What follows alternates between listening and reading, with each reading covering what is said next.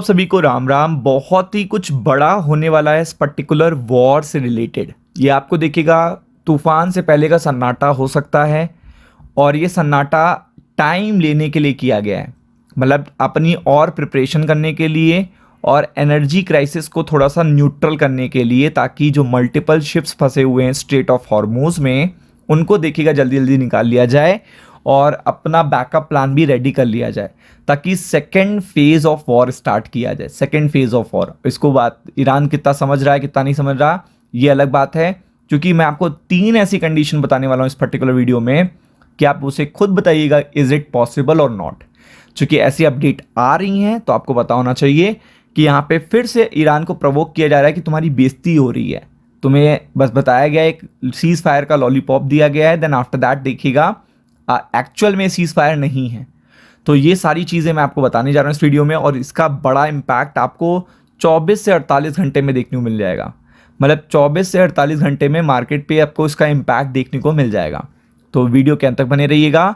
तो सबसे पहले आपको पता है कि नेतन्याहू इस पर्टिकुलर सीज फायर से बिल्कुल भी खुश नहीं है, बिल्कुल भी खुश नहीं है। और आपको पता है नेतन्याहू एक ऐसे पर्टिकुलर प्राइम मिनिस्टर हैं कि जब तक वो वॉर में रहेंगे तब तक ही वो प्राइम मिनिस्टर रह सकते हैं, क्योंकि अगर इलेक्शन हो गए तो उनकी सीट जा सकती है। इसीलिए वो काफ़ी टाइम से वॉर में है, मतलब अपोजिशन उन पे एक्टिव है, बरसता रहता है। लेकिन इस बार मामला कुछ और है। इस बार इजराइल की इंसल्ट, इजराइल एक ऐसी कंट्री है वो सब बर्दाश्त कर सकती है, इंसल्ट नहीं बर्दाश्त कर सकती। अगर वहाँ पे आप देख सकते हो लेस देन 1 CR की देखिएगा पॉपुलेशन है, तो वो इंसल्ट नहीं बर्दाश्त कर सकते। आप अगर वो आपको पसंद भी नहीं करते, बट अगर आप देश के रिस्पेक्ट के लिए काम कर रहे हो तो वो आपको देखिएगा वैसे का वैसा बना रहने देंगे। जैसे नेतन्याहू के साथ के हो रहा है कि देश में बहुत सारा एक पर्टिकुलर मेजॉरिटी है जो उन्हें पसंद नहीं कर रही है, बट स्टिल वो देखिएगा रिस्पेक्ट के लिए हमास को उन्होंने ख़त्म करा, Palestine, Lebanon, Iran, Houthis, Hezbollah, सबको उन्होंने देखिएगा तबाह करा है, जो कि यहूदियों के लिए बहुत ही ज़्यादा बड़ी बात है, बहुत ही रिस्पेक्ट की बात है। इवन ईरान की न्यूक्लियर साइट्स को भी उन्होंने तबाह कर दिया। तो ऐसे में यहाँ पे अगर नेतन्याहू बैकफुट पे आ गए तो यहाँ पे ये चीज़ इंसल्टिंग हो रही है। जो सीज फायर हुआ विदाउट देखिएगा कंसल्टेशन ऑफ नेतन्याहू हुआ, और अनाउंसमेंट भी उसका उसी तरीके से हुआ।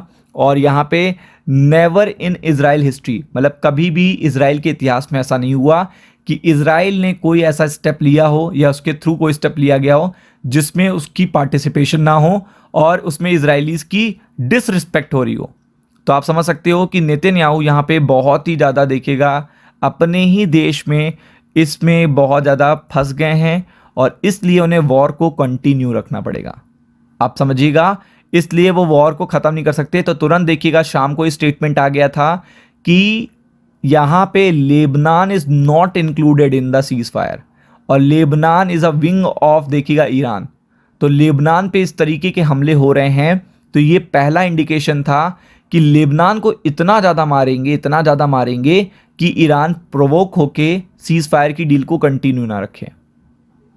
आप देख सकते हो यहाँ पे लेबनान को लेकर उन्होंने कोई सीज फायर नहीं, नेतन्याहू ने इस ऐलान से हुआ ईरान युद्ध विराम का खड़ा हुआ सवाल, तो बहुत ही बड़ा सवाल खड़ा हो गया है। ट्रंप ने भी इसका कंफर्मेशन दे दिया है कि लेबनान इज नॉट इंक्लूडेड। तो आप ये समझ लो कि आप ऐसी विंग जो ईरान की विंग है उस पर हमला करते रहोगे और सीज फायर की बात करोगे, इज इट पॉसिबल।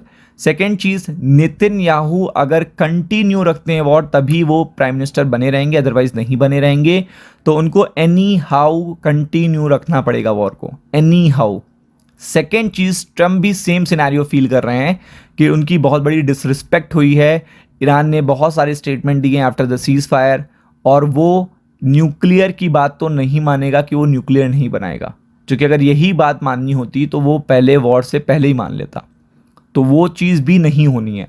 जो कि 10 पॉइंट प्लान है ईरान का, उसमें से 3 या 4 पॉइंट भी ट्रम्प मान लें, बहुत बड़ी बात है। तो आपको भी पता है वो जो 10 पॉइंट प्लान है वो जो पहले नहीं माना जा रहा था, तो अब कैसे पॉसिबल है। तो ये जो चीज़ें हैं ये ज़्यादा बड़ा इम्पैक्ट क्रिएट कर रही हैं, और नेतन्याहू की जो मुसीबत बढ़ी है इस कारण से नेतन्याहू फिर से प्रोवोक करके हो सकता है ईरान के आसपास के क्षेत्रों में या फिर कहीं पे भी हमला कर सकते हैं। जब तक स्ट्रेट ऑफ हॉर्मुज खुला है तब तक ये केवल टाइम मांगा जा रहा है टाइम खरीदा जा रहा है और टाइम के बाद प्रिपरेशन करके second phase of war start हो सकता है। Be prepared for it. Ram Ram.